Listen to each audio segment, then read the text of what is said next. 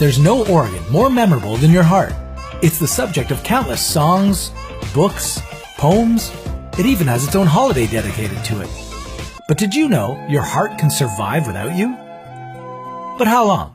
And how is this medical phenomenon possible? Pop culture might make you think that your heart does a lot of things. It tells us who to love, makes us emotional, and helps us write cheesy love songs. But in reality, none of this is true.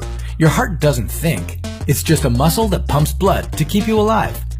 One thing that's true, it's an extremely hard worker. Your heart beats on average over 3 billion times during your lifetime. It's constantly pumping blood throughout your body, delivering oxygen and nutrients to your muscles and brain in order for them to stay healthy and work properly. Your heart works so hard, it even puts in a little overtime. But how? Your heart can beat completely independently of you, as long as oxygen is provided. Keep in mind that if your brain fails, then so will your heart. But let's say your heart somehow gets taken out of your body. It'll survive, but not for long without medical intervention. The reason your heart survives is because it isn't regulated by your brain. Sure, your brain has a lot to do with how fast or slow your heart rate is, but it doesn't actually control the beat of your heart. Everything you need to make your heart work is right within the heart itself. That's because your heartbeats are sparked by your own natural pacemaker, found within your heart. Without this, your brain would have to send a signal to your heart to trigger every beat. How annoying would that be?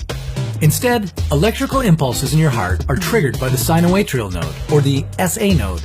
These impulses travel along the walls of your right and left atrium, stimulating the top part of your heart to contract, which in turn pumps blood to the ventricles. Even after your heart is disconnected from your body, the SA node still sends impulses throughout the organ, allowing it to pump. This continues until the cells run out of energy, about 3 to 5 minutes.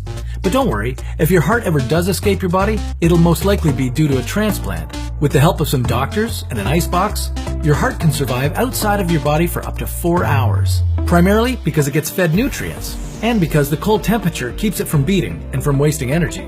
Once the heart starts to warm back up, it starts beating like normal. Technology has also improved the amount of time a heart can spend outside the body. Machines are available to keep pumping blood through your heart, so it can survive even longer while waiting for a transplant.